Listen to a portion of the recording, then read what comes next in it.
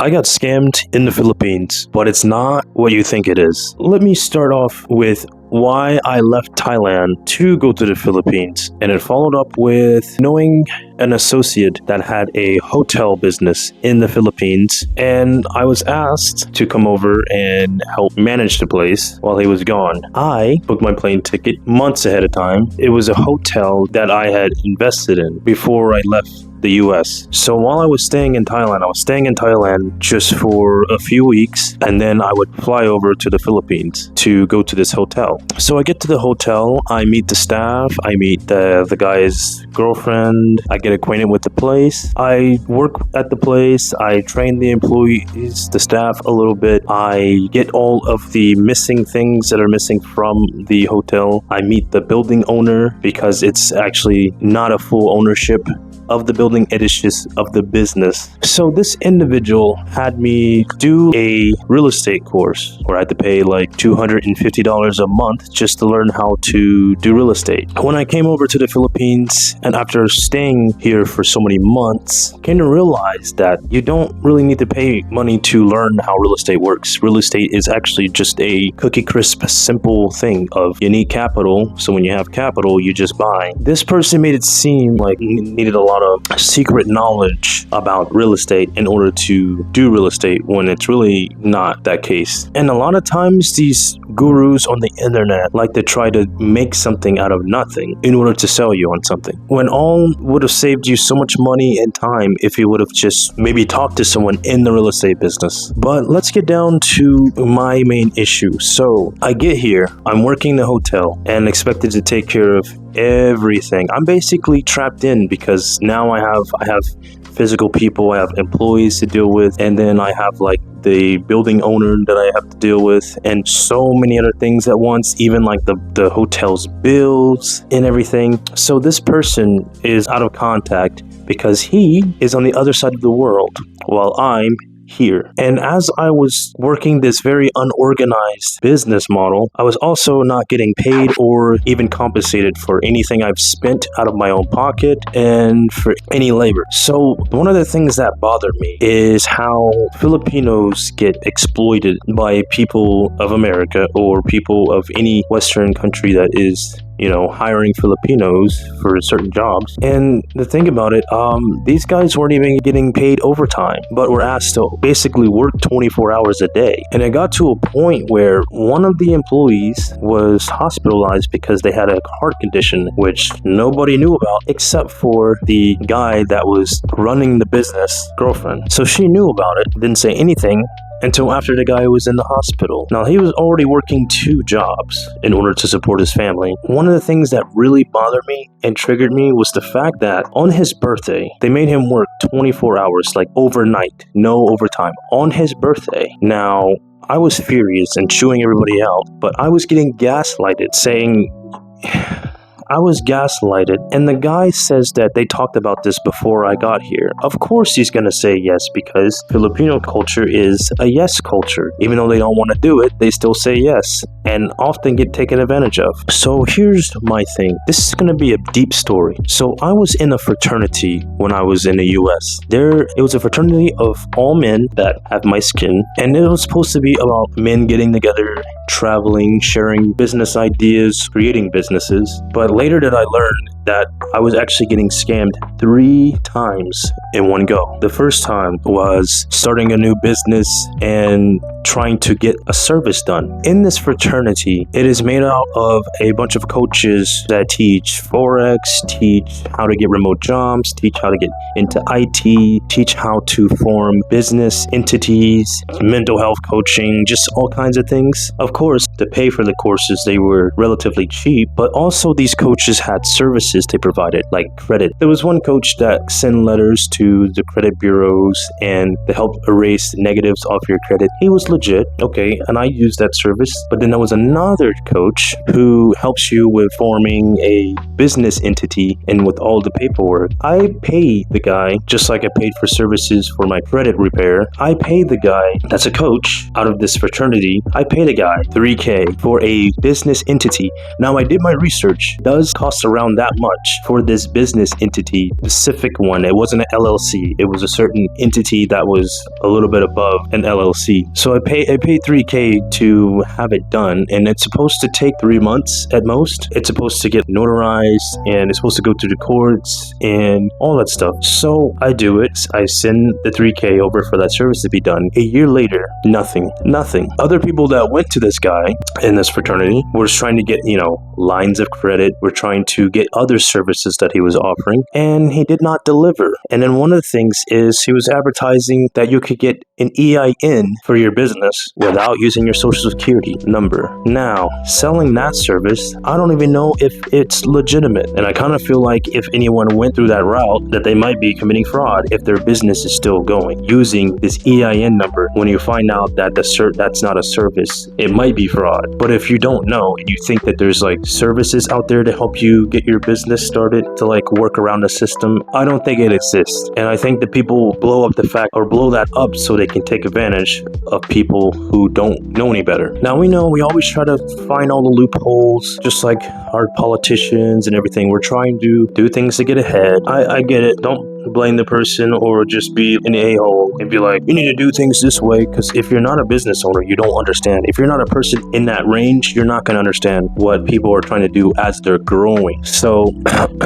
3K down the drain, the service wasn't provided. And you know what the leader of the fraternity had to say to me after going back and forth saying, we're going to get this guy, we're going to make him pay, we're going to take legal action, comes back and says, well, there's nothing we can do about it. There's nothing we can do about it. You went outside the business, you went outside the university, you went outside the courses. And it's like, I did exactly with the rest of the coaches. If you were using their services, you pay for the course, you use the service provided from the coach, and then that's how it's supposed to be. But as soon as I get scammed, all of a sudden it's my issue, it's my fault. That's one scam out of this fraternity. Now, check this out. Another coach comes in. This is before a year had passed by. This is me still waiting on my business entity. So another coach comes on, real estate coach. This guy's talking about, he's got all kinds of projects all through the US, through Florida, the Philippines, and Thailand. But this guy is talking about the Philippines. So he gets us all interested in an investment of a hotel in the Philippines. So we all,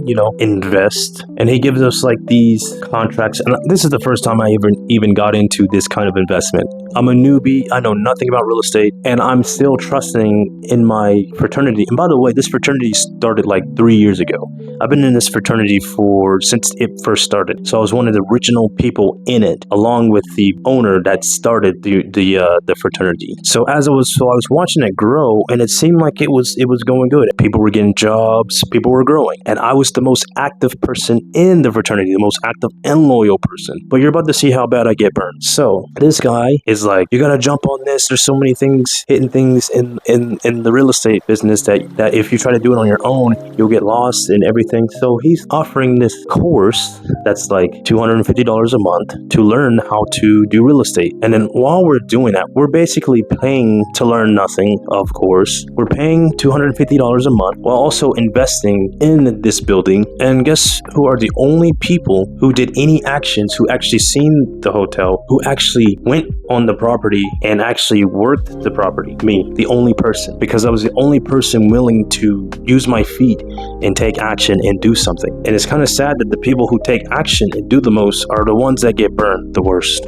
or taken advantage of. So go to Thailand, I have my little vacation, whatever, and then I fly over to the Philippines thinking I'm really about to make things happen. Well, it turns out that when I got here, the person did not have a business license, not even a bank account for the business. So basically there was no payment system. There was nothing. It was all just out of disorganized. There was nothing really going on. And anytime the business made any money, which I'm supposed to get a cut, the guy just pockets it. So I met the guy in person 3 times. So we're talking, and then he really loves to sell dreams. He really loves to sell dreams. A lot of times he made a lot of promises and did not meet up to him or match up to him. The guy owes me money. The guy basically gave me the cold shoulder and lied. I get there and I was met with nothing but stress, a lot of gaslighting, just seeing how the Filipino workers are being overworked. And it was bothering me because I'm a humane person. So let me tell you, I called up the leader of the fraternity and explained to him my situation. You know, when he tells me, you signed a contract, bro. You signed a contract, bro. Do you still want to be there or what? And it's like, no, I don't want to be here. And then he told me that I don't understand Asian culture, that I shouldn't be worried about the workers here, and that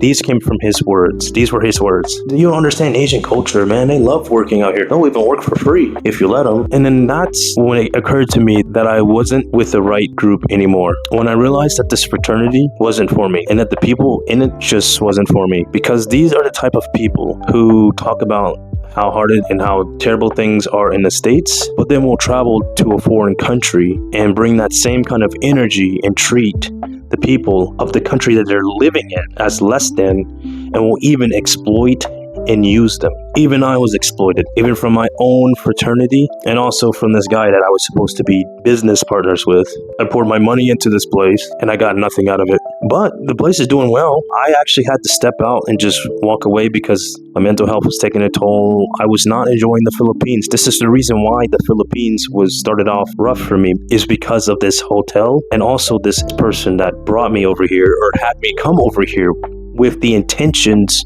of running a business with the guy. Things probably would have been a lot brighter for me had I stayed in Thailand, but I would not have made as many friends as I did in the Philippines if I had not come here.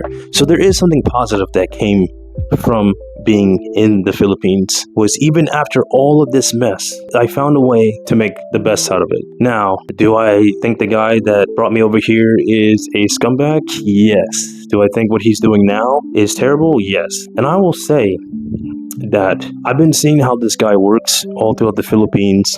He's still here in the Philippines, trying to spark all these business ideas, trying to get investors, but he doesn't have anything, any grounds, anything solid. He's basically trying to get money to pour water on other fires, but as he does that, more fires come out because this guy's not paying his bills. He's not paying the people that he's supposed to be paying. I used to get contacted by the vendors that we were using that they aren't being paid, that they're not paying them.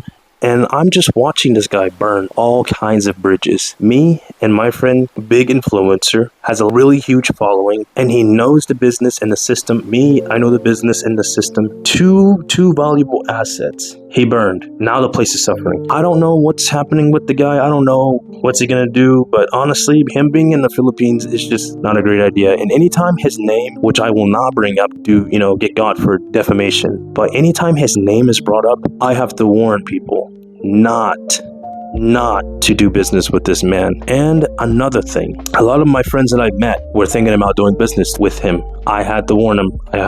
Don't do it. Do not do it. There was an amount of crookedness with this individual. So to do a big summary, basically, starting out in the US, I was in a fraternity and I got scammed out of one of the coaches in the fraternity.